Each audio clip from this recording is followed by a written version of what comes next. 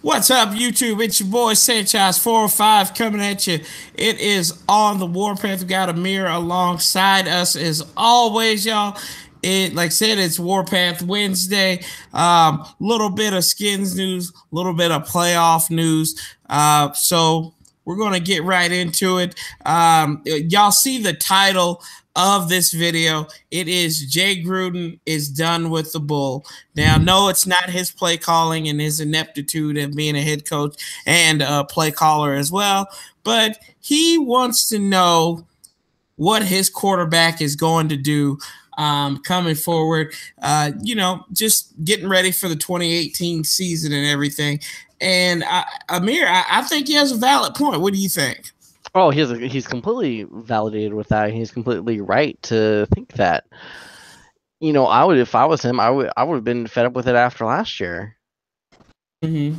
It's just like you found was to be your guy, but then all of a sudden, they keep dancing around. They keep dancing around. But I don't think it's so much on the Redskins as it's Kirk Cousins. Mm-hmm. Kirk Cousins recently did a radio we'll call it Kirkapalooza, as I heard JP Finley call it the other day with Grant and Danny from 106.7 The Fan. And he spent about 2 hours with fans answering fan questions, answering the host questions, and he said when they got the offer last year, it was I believe a 5-year offer of 112 with 52 guaranteed. I want to say what it was. And his agent told him, this is a great starting point. We should start negotiating. And Kirk told him, no. We're not going to negotiate. We're not going to. It's not the right time. Of course, he put up with, oh, well, I'm a man of my faith, and I just prayed about it. I'm sure you prayed about it, Kirk. The Lord is my shepherd. He knows what I want. Mm-hmm. And that there's no way that I think this is all on the Redskins, and as much as we like to give the front office crap, which we do, but a lot of it rightfully deserved. Trust me, I know. Winning off the field, baby. That's right. Welcome to Winning Off the Field Wednesdays, presented to you by On the Warpath. No sponsor yet. Self-sponsored. Okay. There you go. And sponsored by Time. That's right. And it's just crazy that that's I'm about at that. Is that he's not the one who doesn't want to negotiate, and not the Skins. So, as I said, past few weeks, if you don't want to be here, Kirk, we don't want you here. Get gone.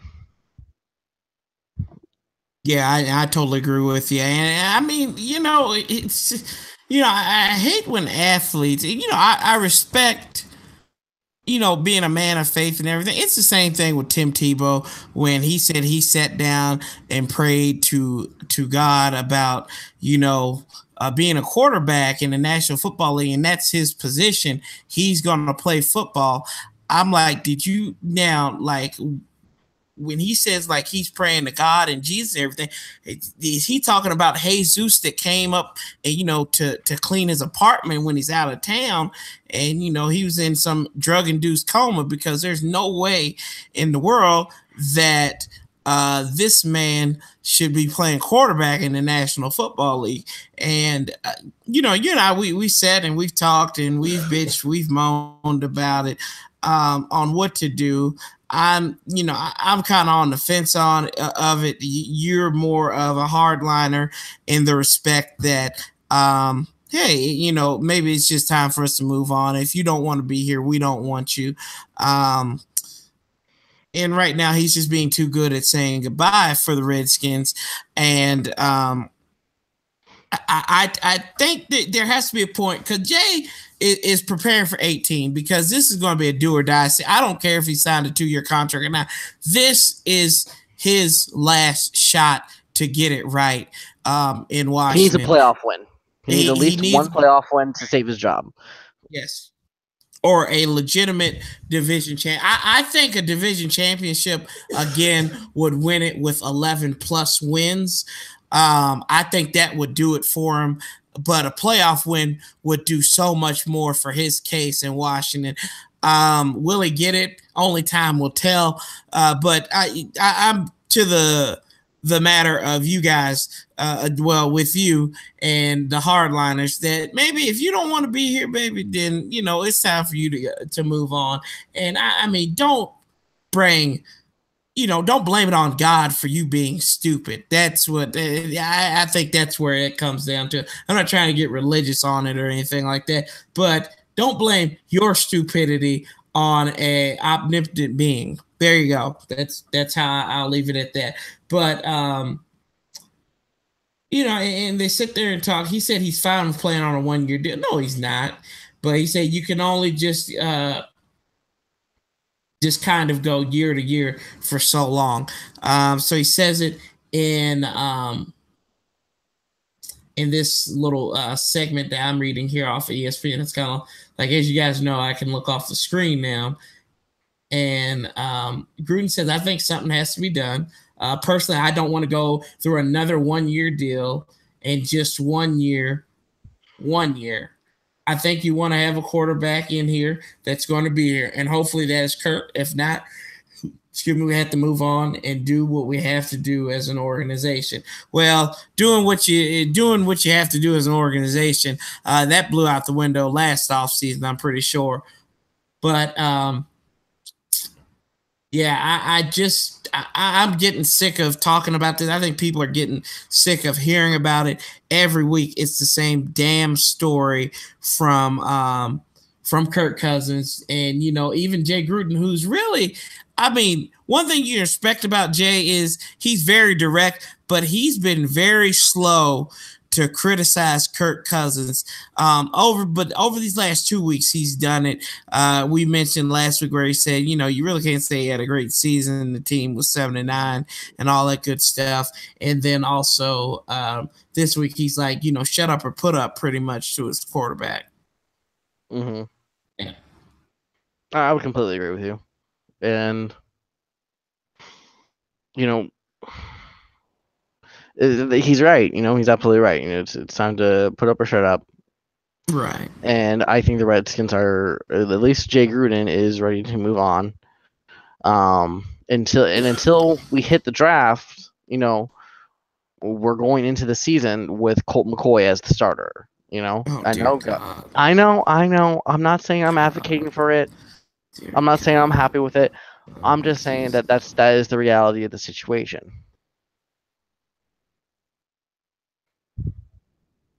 Do you really would you rather have Case Keenum over Colt McCoy? Someone who doesn't know the system? Yes, I'd rather have Case Keenum than Colt McCoy. You'd rather have on the Case Keenum? Yes. Who doesn't know the system? I'm going to say this, and I'm just going to leave it at that. I've seen Colt McCoy enough in the preseason to know that I don't think that this man, who you can know a system, but it comes down to execution. That's like when people come, oh, that was a bad call by the coach. Did you ever think that maybe they ran this thing 10 times in practice and the coach was like, hey, I feel comfortable, and the players may have screwed up? That's what I feel like. I don't feel like, I mean, yeah, you can go with Colt McCoy, but damn, I mean, I'm not sold on Colt. I've never been sold on him ever since I saw him in the national championship game and he got hurt. I'm just like, okay. And then he got his brains beat out of him against Pittsburgh a whole bunch of times, in Cleveland, almost disappeared off the scene in San Francisco. And now, we're talking about him being a legitimate threat and a legitimate reemerging as a legitimate quarterback in the National Football League. Come on now. That's going into a season with Rex Grossman and John Beck again. That's what that's going to be. With those two on the roster, that's what it would be. That's for sure. Yeah, but, I mean, Colt McCoy is no better than Rex Grossman was at probably this juncture at his career. No, yeah, I agree with you there.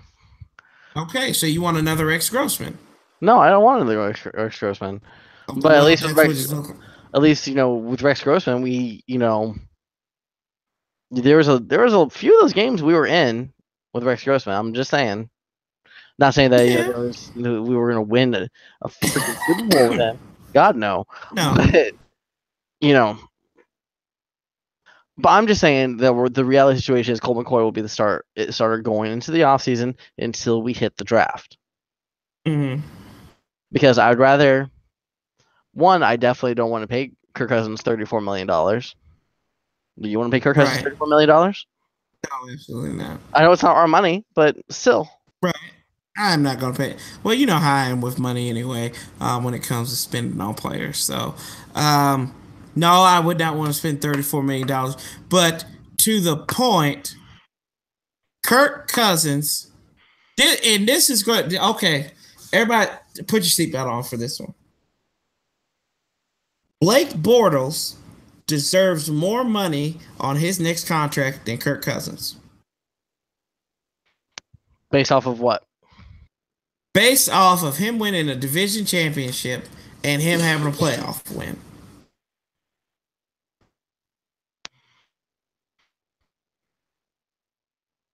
Yeah, I mean that. Oh, I don't know if we really have say that, but I'm like, oh, I think that's the general thing. I mean, you could say, look at Derek Carr. Okay, yeah, look at Derek Carr. He's got John Gruden. Maybe he'll pay out. No, John Gruden, that's going to be a disaster, and I'll talk about that a little bit later. And then you have Matt Stafford, the two quarterbacks that got contract extensions last year. Their head coaches are out of jobs. Mm-hmm. Mm-hmm. Yeah. Yeah. I don't know. And I'm like, and I think B. Middleton disagrees with me. He's like, if we don't keep Kurt, we don't get Alex Smith or Drew Brees. We better roll with Colt. Don't want to draft a QB. I don't know. I would be open to drafting a QB. I would definitely be open to drafting a QB if we get the right QB at the right spot. I mean, right. Take your pick, Sanchez. If Baker Mayfield or Josh Allen's there at 13, do you pull the trigger on one of those? Well, last year, a young man on this same program said, maybe the Redskins should look into a quarterback from Wyoming named Josh Allen, and that was shot down. I don't know who that was. Over this. I mean, I'm not going to be the man who cheated on his woman and is going to be begging for forgiveness the rest of his life. You will. No, you didn't do that today. No. When I say you picking Josh Allen, that's who I picked. No. I would be happy with. You're welcome. I would be happy. In all jokes aside, I'd be happy with either one of them. Like I said, I've grown to like Baker Mayfield's chutzpah, and I like Josh Allen's size, but I'm afraid that big old dumb quarterback from Wyoming might be the second coming of Brock Osweiler. You don't see too many quarterbacks who are 6'5" do anything in the NFL. So I would say right now I like Baker. I just like his. I think he could be he's got the size of like a Drew Brees, and an attitude of a Cam Newton. So mm-hmm. Yeah, and but a lot of people say Baker Mayfield is too small. A lot of people say his attitude and stuff. I'm just like, yeah. I mean, I don't mind his attitude. As long as he doesn't become another Johnny 8 Ball. This is what you do. It's like in life, Amir, and I'm going to get real with you for a second. If you don't like somebody's attitude, you address it in the damn interview. When you do that, if you have any concerns, that's when you throw out everything. I hate when you go into something and you say, "Oh, we didn't think to ask about that," and then you have a person who's wondering, why didn't he get picked?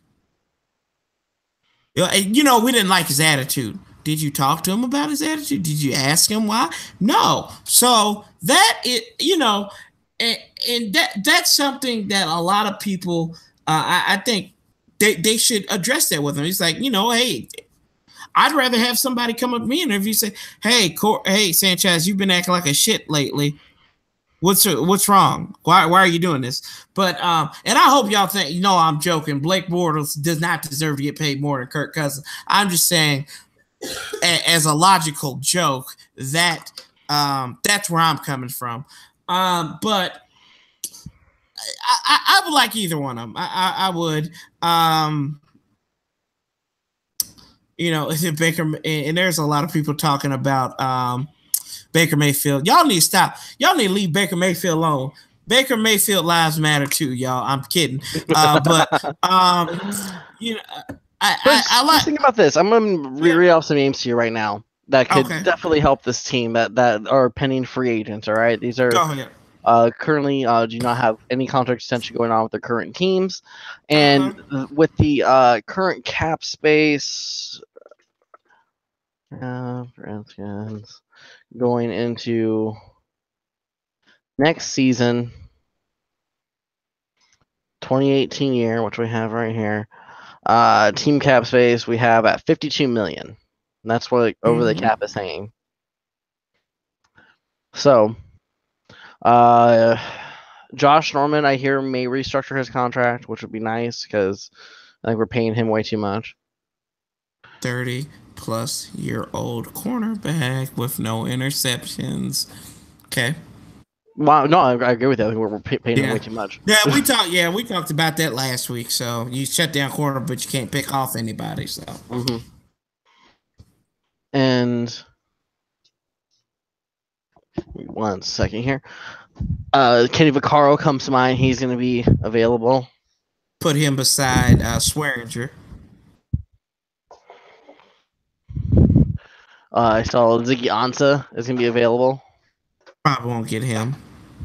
Probably not. Lions probably do something to overpay him. But he's worth it. TJ Ward. I mean, these are just the safety names. Let's go to outside linebackers. I mean, Ahmad Brooks. He's 33, but let's see here. Who else? Barkevius Mingo will be available. That's good depth. I saw Alden Smith will be available. If you can stay out of trouble. Is he on parole or what? Yes, he is on parole. Okay. Navarro Bowman will be available for inside. Okay. So Navarro Bowman will be available. I would like to retain Will Compton. Well, he signed a 2-year deal last year, did he not? No, he's a pending free agent. Oh, okay.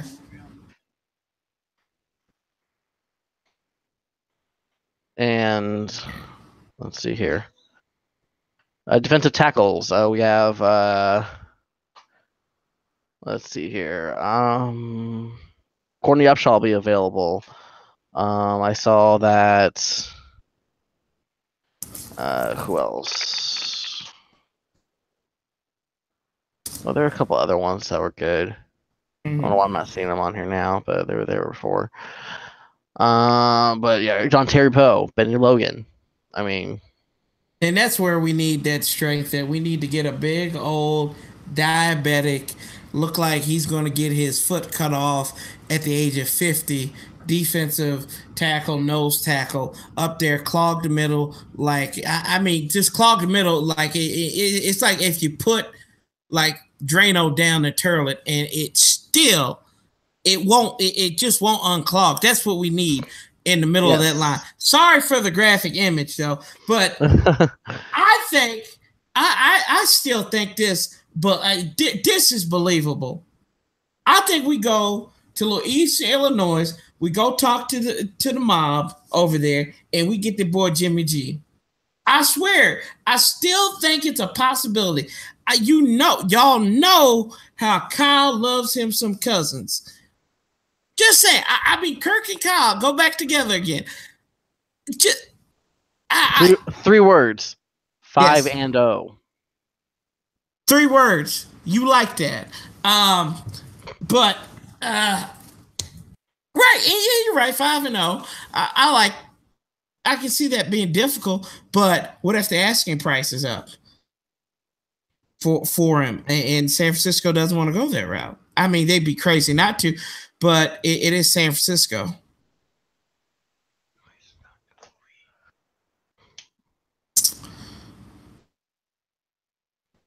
Just don't have it too loud, please.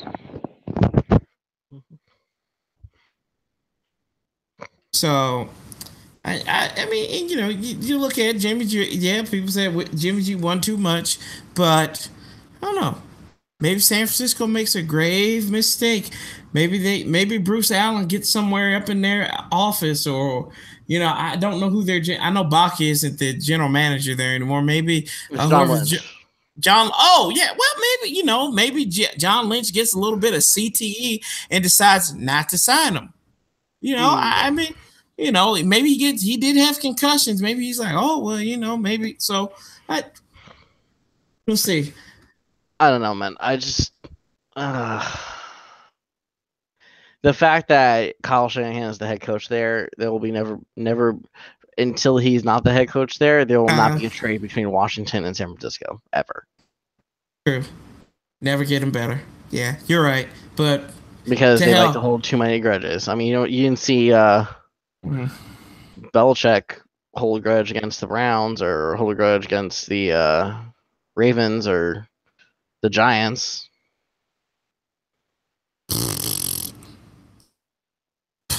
Oh, Belichick. Your Belichick. Yeah. So, and we get to talk about, and we talk about Kirk Cousins, and there are a couple of dates here that we need to keep in mind. So, you know, if you have a significant other, you know, Valentine's Day is coming up, but about 6 days after this, it's the first day on the 20th of the month, the Redskins can use a tag. So I feel like we're just dealing with discounted furniture here in Kirk Cousins now. So you get to get that 8-seat recliner with number 8. On the 20th of February, they can use the franchise tag or the transition tag. And that means Cousins could only sign or negotiate with the Skins, with the exclusive one, correct? And if they don't work out a deal with theirs, then they could trade them. And then the 6th, a couple weeks after that, they have a deadline to apply for the tag. This comes right after the scouting combine, Amir's favorite time of the year. Yep. And then if they opt for a third franchise tag, his salary, like we said, would be 34 and a half. It's like he's playing Powerball and just picking it up. And right now you said they have about $52 million in cap space. That tag will occupy $28.8 million worth of space. So that leaves for whichever you want to do a free agency or whatever you want to do with your draft picks as well. So, and then the league year starts up, and that means he might go into free agency. You need a minimum of about $6 million to sign your draft class. Right. Yeah, you're so, and I mean that's going to leave what? So that's 30. If I'm doing my math right, what is like 34 mil to take that up? If I'm looking at that wrong. What was that? Well, how much would that be? That's about $34 million, almost 35 if you round up, in cap space taken up. So you don't have that much. You don't have about 18 million. Yeah, and that is not enough to really sign much of anybody. Right, and you're going to need that on the defensive side of the ball. But hopefully, Kirk Cousins, whatever he does, I wish you all the best. If you don't stay in Washington, if you do, welcome back. Get your act together. Try and beat the Giants at the end of the year. Excuse me, like you failed to do the last couple of years. But yeah, and we got a lot. We got some chatter today, Amir.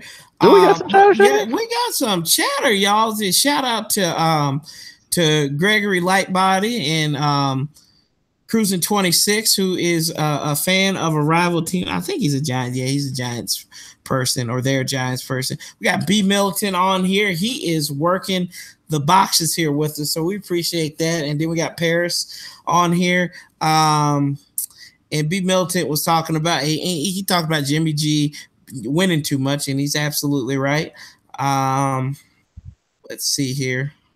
And he said Redskins review. Man, don't hide. You know that we're gonna even Tina Turner got out after Ike beat her up. That's just how it goes. Bobby and Whitney the same way they got out after that. We just had to move on. We're always the red-headed stepchild of the NFC East, and the red-skinned stepchild of the NFC East. And no pun intended there, and no offense to anybody out there. And B Milton saying we could have had him at a second-round pick, or we could have gotten Jay Jahi, but we have no GM. He's absolutely right. We don't have people who, and he's talking about Jimmy G in that respect, which I agree with him totally. And Kirk Cousins led the team in rushing touchdowns. Yeah, and is that the last 2 years or 3 years? I know overall in the last 3 years he's the leading rusher. He has more rushing touchdowns than Robert Griffin III had. That's scary. That is really scary. The fact that your quarterback is still leading your team in rushing touchdown. Well, I mean, I thought it was bad with Green Bay last year, and it was 3 games into the season, and I think Aaron Rodgers was the leading running back, leading rusher for the team. There's a lot going on.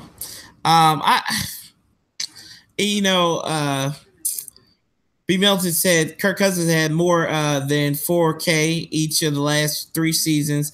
How much of success can be attributed to Jay's offense, pass happy offense? I think I would say a lot of it has to be because Jay will throw the ball, will call throws in the weirdest situation, and he will run the ball in the weirdest situations. There's times he's ran the ball when he should have depended on Cousins. I think there's a couple of times in the Minnesota game it was pivotal, and also in the Saints game they should have just ran a bootleg with Kirk Cousins, trusted his legs to get him out there, or get a tight end out there to get a first down, a pivotal first down, where you could have put the New Orleans Saints away, where you could have stayed in a game with the Minnesota Vikings. Yeah, and I mean, it's just a lot of questions going forward for this team. I want to see wins. I mean, I thought that Kirk Cousins gave us the best ability to do that. Maybe he did, but they never. This is what you don't go when you're looking for a running back. I don't want to go to the 7-Eleven to get a running back when I know I can spend a little bit more money, get a better quality running back at Walmart or go to Target, wherever you want to go to. To Target. We'll go to Target on for Francais and all that good stuff. But we kind of put away the talk of the skins because we did talk about, and as we move on and transition, talking about the playoffs here. You and I don't know how to pick playoff games. That's all I'm saying. Oh, God, no, we don't. Yeah, we were terrible. 1-3, we picked the first game, the Jeff Triplett Bowl, where this game caused Colonel Jeff Triplett. Thank you for your service, sir, to the United States, but to the National Football League and the entertainment of its fans. Thank you. You were sent into retirement. And the irony behind this was Jeff Triplett actually owns a company that gives referee assignments out. So for like local high schools, like if you get, they might be using Arbiter Sports which assigns referee. It allows like commissioners to assign out referees and everything to local games. But Jeff Triplett, terrible. In all his years, it's the reason why Orlando Bloom or Brown knocked him down a couple of years ago. Mm-hmm. And I don't know. This game turned against Kansas City, Tennessee. This game turned when they designed that play, Marcus Mariota to Marcus Mariota. Mm-hmm. And I was like, I still couldn't believe it when I watched it. I'm like, did he really catch that? Did he really like? I'm like, bro, what's going on here? And I was shocked. I was really shocked at how this team came together. Matt Nagy, Nagy or Hagee or whatever his name is, got a promotion after basically his team blowing a lead. And Andy Reid is famous for his team blowing playoff leads, 21-3 at halftime. Mike Mularkey, who's on the hot seat himself, came through because they were looking at Josh McDaniels to come in there and replace him. But this team, Tennessee, played well. Derrick Henry had a nice run to close out the game. So Kansas City, you feel bad for him. I like Andy Reid, but I just think that it just wasn't in the cards for him. And Kansas City hasn't won a playoff game at home since 1995. Mm-hmm. And I don't know. Did you get a chance to see that game? No, I didn't. I only saw the only game I really watched was a little bit of the Rams and Falcons game. Yeah, I saw the first half of that, and then I saw I saw the first quarter of that, and then I saw the last quarter. And you can't really blame Sean McVay for too much that went on there, besides the fact that he kept Pharaoh Cooper in there a long time. They lost 20, I think it was like 26-13 or some number, and he just couldn't hold on to the ball during special teams. I was shocked at that. I thought they could have played a better game. Matt Ryan and company, they have shown that they're for real, that they're sharks and they see blood in the water, and they're going to look to right their wrong from last year when they should have won the Super Bowl.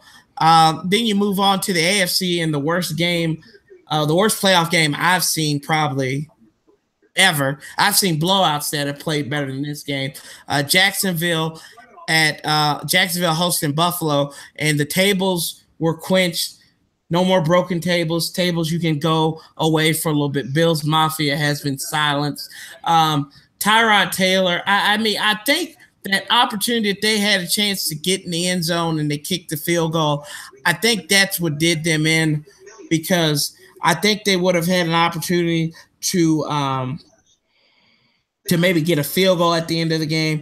The Bills, as much as I like the Bills, Sean McDermott did not deserve to be in this playoff game, just for the fact of how he treated Tyrod Taylor, and then his defense of putting in Nathan Peterman instead of saying I was wrong. Oh, I thought he had very good moments. No, you threw five interceptions in the first half. There's nothing good about that outing. You might say the good thing was, he got off the field healthy. That's about it. And that was a 10-3 game. Blake Bortles, I don't know how in the world they're going to survive Pittsburgh this week. And then, how they survived them before? The defense. Well, yeah, but I think, they're going to be hip to this time. Pittsburgh will. And then the best game of the week, I think, was New Orleans, and this is the only game we actually got right. New Orleans and Carolina. At the end of the game, I understood why Sean Payton went for it on fourth down, but in that situation, I would have just let the Panthers go the length of the field. I would have trusted Thomas Morstead to pin them in there. They never trailed in that game, but Carolina, it just set up for Carolina maybe to come back and win that game in silence. Their doubters. But two people lost their job. Their Ken Dorsey, the former University of Miami standout, and then Don Shula's little boy, Mike Shula, the former. Did you know a little bit of trivia? Do you know who the head coach of the Alabama Crimson Tide was before Nick Saban? Was it Ken Dorsey? It was Mike Shula. It was Mike Shula, and he got fired again. And Alabama keeps on winning, so it's not a problem with what you're giving; it's what you're giving. So with Mike Shula, but yeah, and now we move on to the divisional round, and the first game on the docket is on NBC. As it's Nick Foles taking on the Atlanta Falcons, Philadelphia, and them. I thought about this game, and if the weather holds up, Atlanta's going to win this game. Yeah. Well, yeah, no, I firmly believe Atlanta will beat Philly.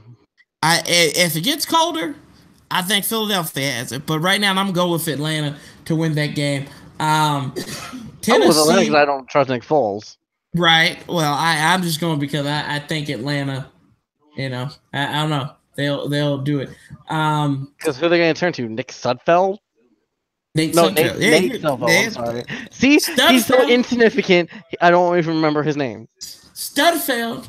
And then we go to the nightcap. It's in the AFC. Tennessee at New England.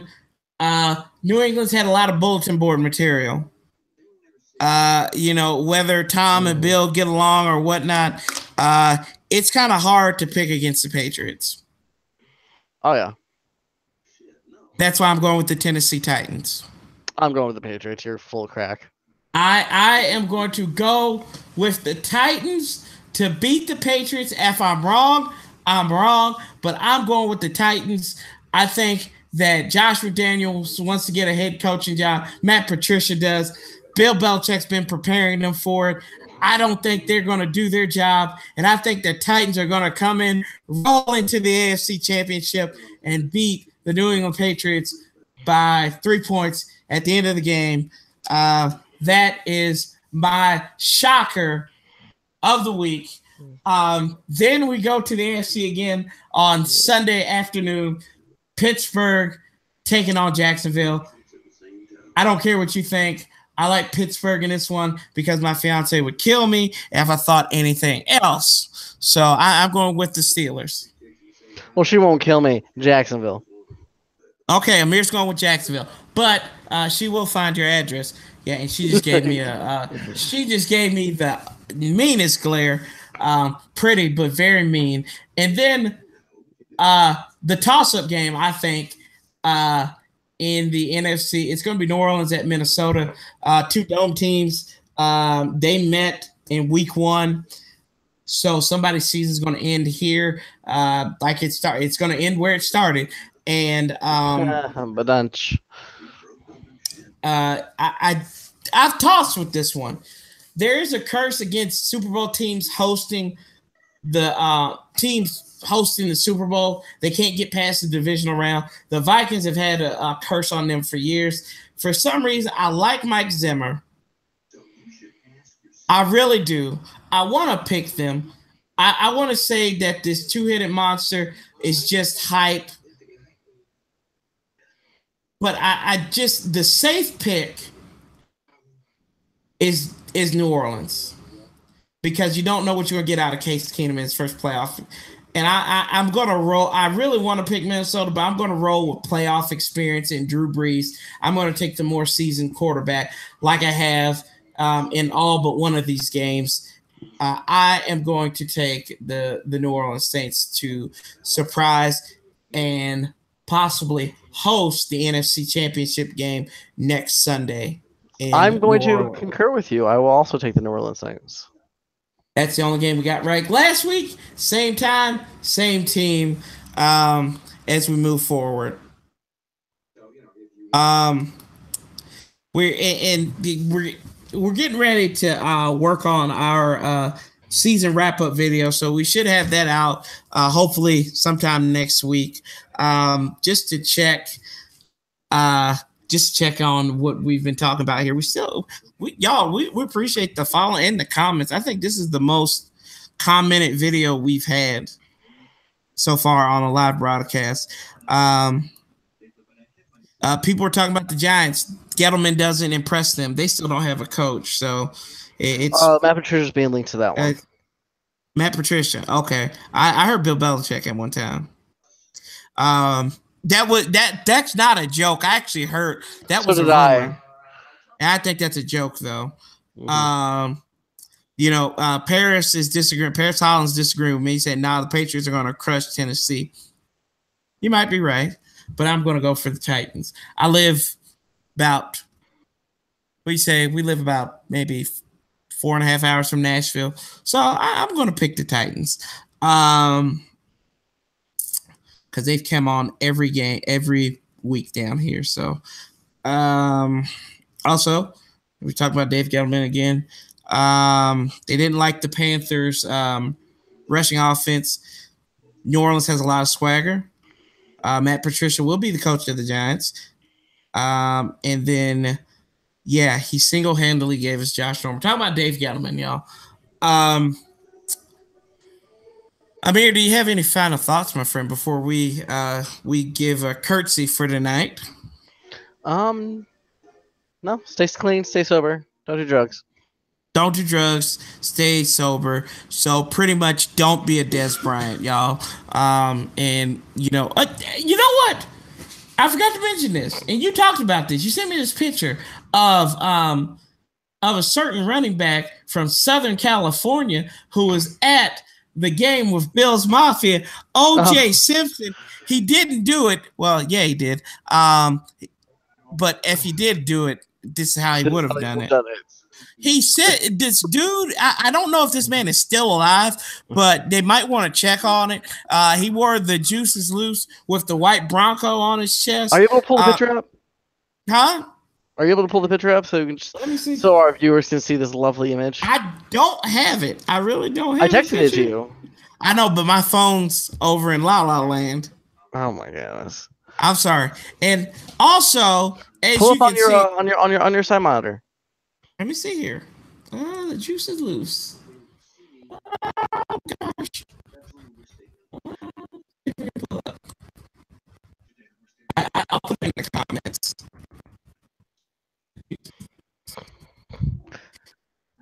Well, while he's searching that, I'll just describe it to you all real quick.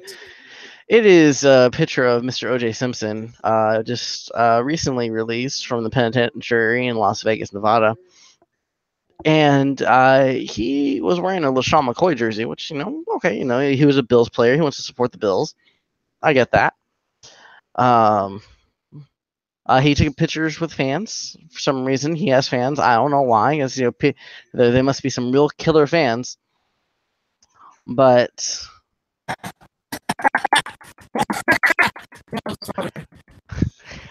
there was the guy next to him happened to be wearing a black t-shirt that said "The juice is loose," which, for those who don't know, that was what sportscasters would say when O.J. Simpson would go on a long touchdown run for the Bills.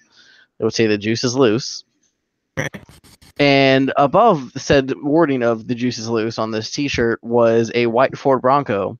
And for those of you who don't know, a little court case. There we go. There it is right there, guys. The juice is loose, everyone. Look at that. Look at that. The juice is loose. There is. This man has just went missing in Jacksonville. They found his body across the river down there. We don't know if this man right here, 25, did it, but if he did do it, this is how he would do it. this is how he would have done it. The juice is loose, boys and girls. So hopefully don't do drugs. You gotta stay safe there with O.J. Simpson. I think we're breaking up here. But hey, as always, guys, we love you. We appreciate the time that you spent with us this afternoon. Go out there, the X-Files is on tonight. Enjoy that. We love you here. And as always, Tamir, how do we do it?